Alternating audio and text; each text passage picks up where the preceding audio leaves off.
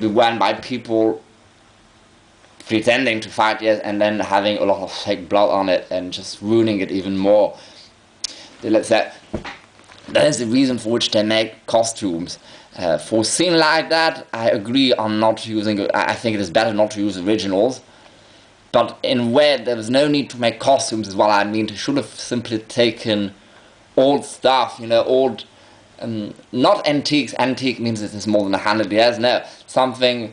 This was from the 1950s, 60s. A lot. They are mostly wearing Henley shirts. They could have went to any killer shop, which is a sort of in France a popular. I think they have it in the UK, a sort of popular sort of second-hand shop, and purchased a whole lot of. It would have been cheaper and faster. Purchased a whole lot of Henley shirts and then dirty them.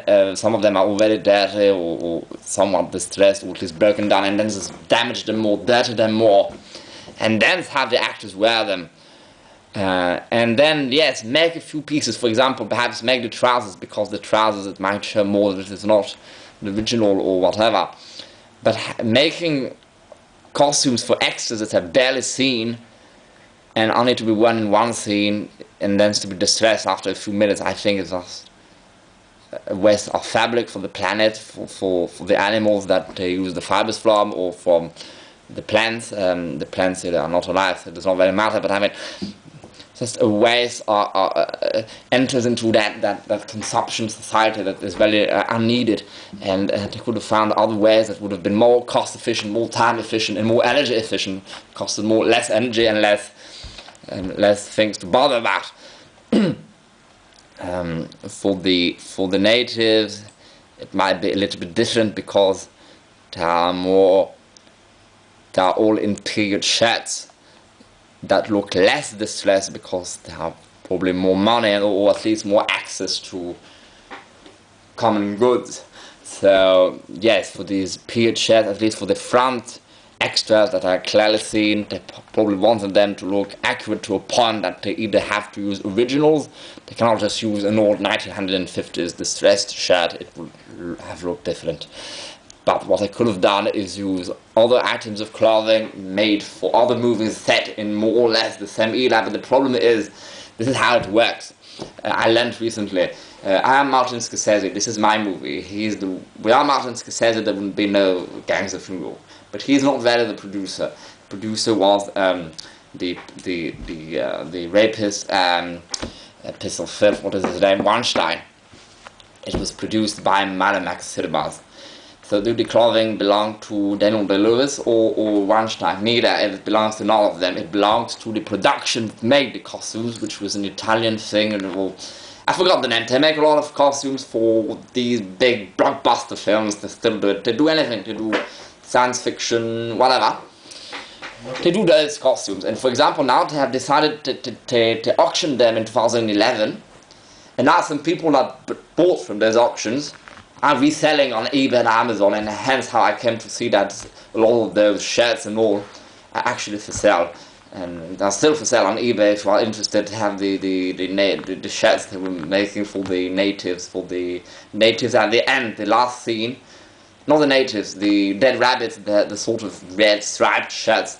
They sell those for only $55, which is not so much for something wearing a very classic film. But anyhow, so the costumes do not actually belong to the actors. They do not even belong to. They do not belong to Martin Scorsese. I do not think he can legally even just say, you know what, this was my movie, I take them. And even Weinstein, who produced it, who get the money, along some other producers, they cannot say, we get the money, so we take all the. No, it is not. The Western world, and even the world now, generally speaking, all works on paper, all works with laws. Legally, they can't do that. And so, yes, some people might think this is shocking that it has ended up being flown to anyone. I mean, sold on eBay, so I would have, for example, I would not buy anything from there, but I could have one shirt, and somebody at the other end of the world does not know me has the other shirt, and both shirts are supposed to go together, so in a way it is a pity, but it is like that. I mean, the production agreed to sell it to private people at an auction in 2011. That was their decision. It is not for Daniel Day-Lewis or anybody to say, no, you cannot do that. It is legally impossible. So what I want to say is, they cannot just say, you know what, I want these sheds to look like the sheds they used in Gone with the Wind from the 1950, I think it came out in 1957, 53, whatever, this famous film that is also set in the same era.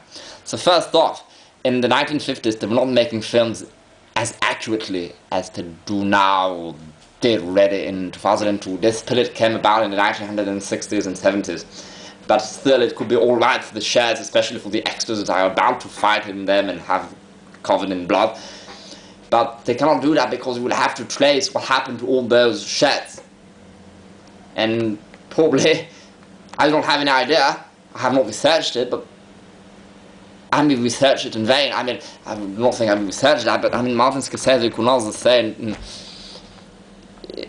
even if he had started doing it 5 years before, you know what, try to employ some people to find all the sheds that had been used for these productions. I mean, and they will be gone by then, sold, some of them to that person, some of them to that person, some of them to that person, and then each of those persons, throughout the 50 years they were in between them wrapping up, Gone with the Wind and whatever film, and making Gangs of New York, all those sheds got separate lives, and some of them got one to thrown away or used as napkins, and some ended up being billeted in a desert in Africa by a madman who wants to build his sheds. I mean, so it is easy to criticize, but at the same time, one has to look at the whole process of Hollywood and how it works is wrong, because it is part of that word of using more. You want to make a new film, we create an entire set, we create entire costumes, instead of filming in an actual castle,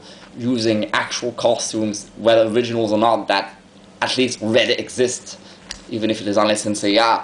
And like to even do makeup for handicaps, to pretend that you are handicapped or disfigured, instead of using actual actors who are naturally disfigured or handicapped. And that, now some people are complaining about it. They complain about the film by Sia, who used a non-autistic girl to play an autistic girl. I have autism, and some people have way more. So some have argued, which is true, if you have autism to the point of that girl that she's acting like in the film, you cannot really make a film, like it would be too much for them. But they could have taken an actor who has autism like me, which is more mild, but still quite high, and just asked them to exaggerate it. But no, she took her friend, this girl, and who has no autism at all, and just pretending to have autism. So, basically, the idea behind films, already explained, especially behind these blockbusters, is making a film. Back then, at least, it was like that. Is we create everything from scratch. Everything, even the shoelaces that nobody will see, have to be created for that film. Almost, I'm exaggerating a bit, but they do not think, well, you know what?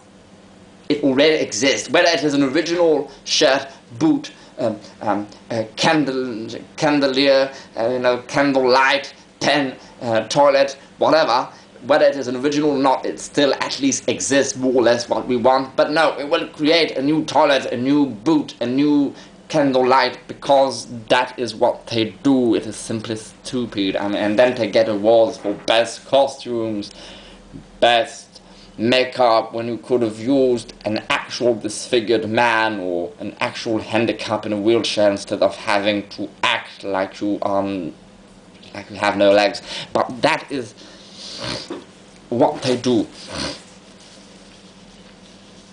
And as I said, but I would have done it differently, but you cannot use originals. You could have used originals for the main characters to some extent. It depends what they want to do. If they really wanted Bill the Butcher to have as many outfits, knowing Daniel Day-Lewis is at least 1.85 m, which is basically gigantic for the character, for the time era. In fact, Bill the Butcher is inspired, not based, but inspired by a real character from that era called William Poole, who was 1.85 m, like Daniel Day-Lewis, the actor who plays him, and he was considered a giant. In the movie, Daniel Day-Lewis is clearly tall, but not a giant. And today, 20 years later, he will not even be considered tall in America. People have grown since that he would just be normal height. People just grow by the hour due to the extra consumption of proteins. But anyhow,